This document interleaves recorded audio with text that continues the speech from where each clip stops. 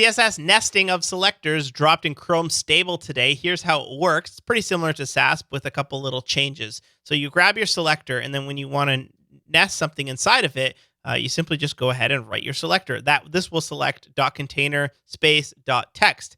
The ampersand, you'll see this a lot. It matches the parent selector. So it's the same thing as saying .text. In this case, I'm saying give me the parent selector and .special. So you don't need the ampersand in this specific case. However, you can have some fun with it where this matches .special.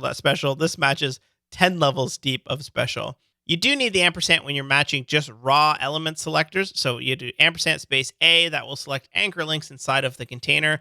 With the compound query, you can just say, give me the anchor link, but only when it has a href or is or a has on top of it. Same thing with if we want to tack on a .hover onto some of your anchor links. Descendant selectors and sibling selectors do not need the ampersand on them. You can just use them straight away. Same thing with media queries. You can nest these inside of any selector, so not just in your container, but at any level deep, as well as put selectors inside of them. So here I'm making the border blue of my container, but then also selecting the text selector inside of it. Same thing with container queries. This is kind of cool. You don't even need the name of the container query. You can simply just say @container, max width 600. And when the container that I've marked up earlier is less than 600 pixels, then I'm changing the background to blue.